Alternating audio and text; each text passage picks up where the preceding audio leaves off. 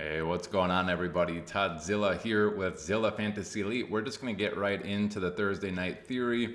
Not going to spend a ton of time going into the theory aspect, but really just giving you my perspective for this particular game. So, Thursday night football. We got the Patriots visiting the Jets. I heard first time in 25 matchups, I believe, that the Patriots are not favored over the Jets. So we have a 38.5 point Vegas game total here. So low game total. Jets at home, 6 point favorites, giving Jets a 22.25 team implied total. The Patriots at 16.25. So pretty low there in general. Now getting in very basic adjusted line play report stuff.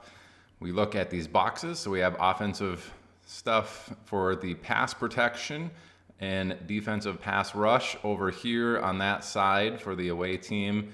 And then to the right of that, we have the run game. And then just below it, it's for the home team, just flip-flopped.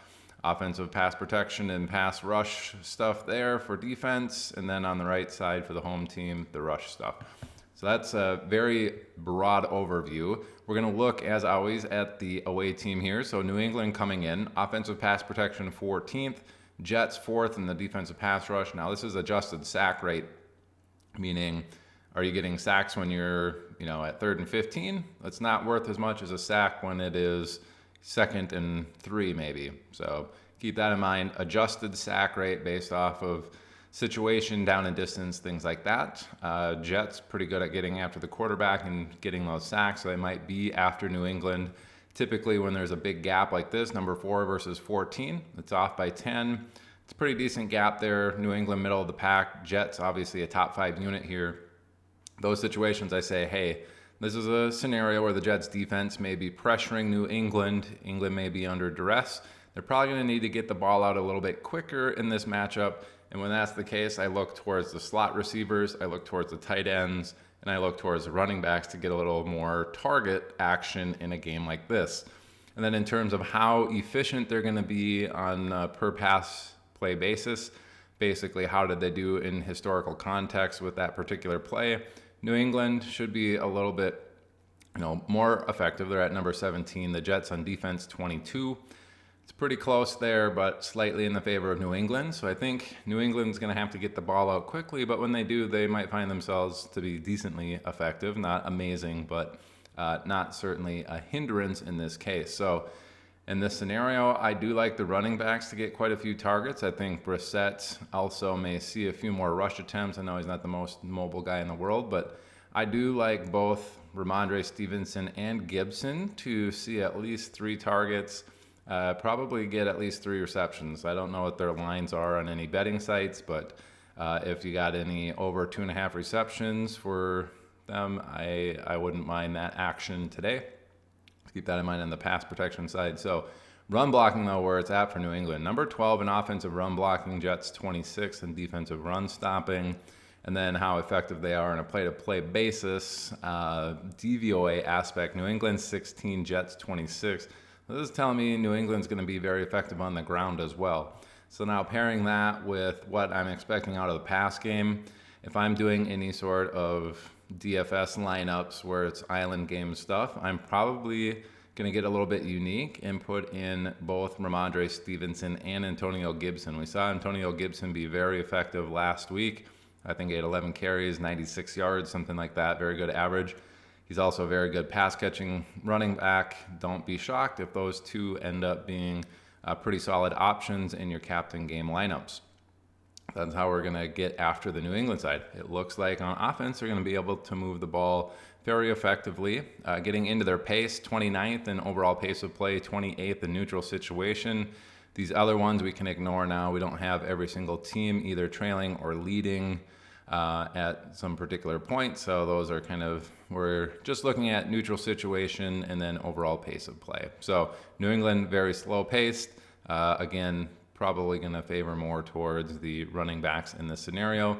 And then getting into the Jets side, they actually give up about 5 catches and almost 40 yards receiving to the running back position. So they're giving up quite a few receptions there to the running back. So keep that in mind as well. I think that's who you're going to want to attack on the New England side is those 2 running backs. Hunter Henry also an option. Now on the Jets side, let's get into their offensive side. So defensive pass rush 15 for the Patriots, 12 for the pass protection of the Jets. That's relatively close. I basically say that's a neutral. There's nothing really, just a standard day at the office for those guys. So in those situations, I say studs eat because they're typically the ones that are going to get open. Garrett Wilson is probably the best at that for the Jets, so keep that in mind.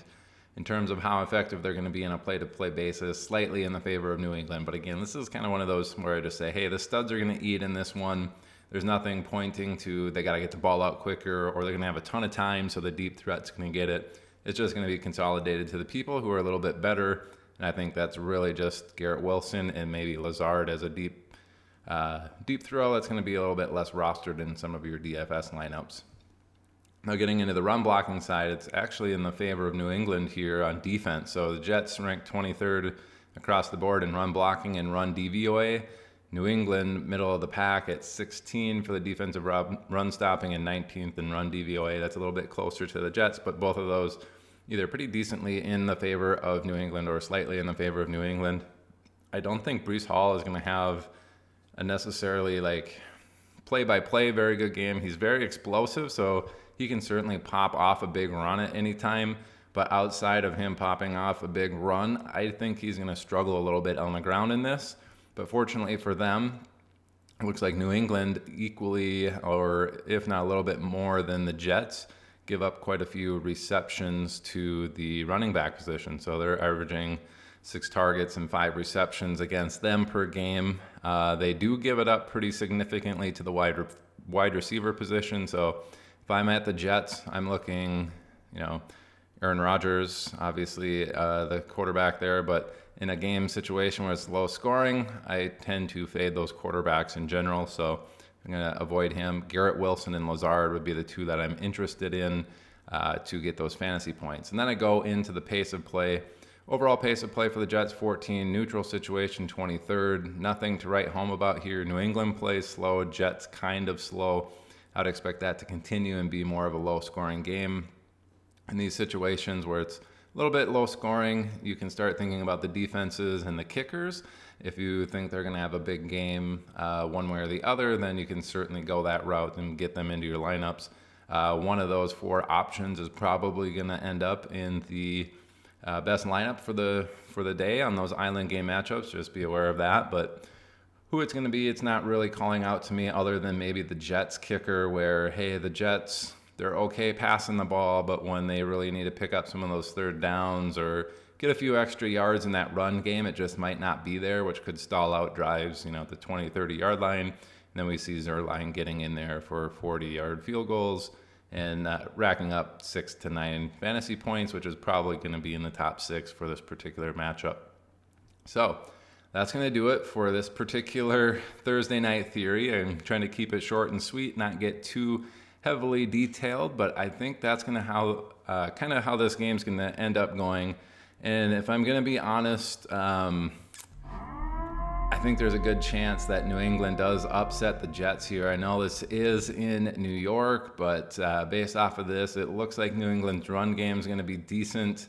New England will have to get the ball out quickly, but I think they have Hunter Henry and these 2 running backs that fill that role pretty effectively for them. I'm not entirely sure who's kind of filling that role as a wide receiver in terms of the quicker options, but keep that in mind. I think that's how New England's going to kind of attack this game. It's going to be slower.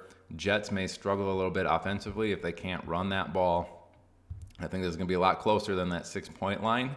If I was a betting person or could, I would say you can bet New England to cover that 6-point spread.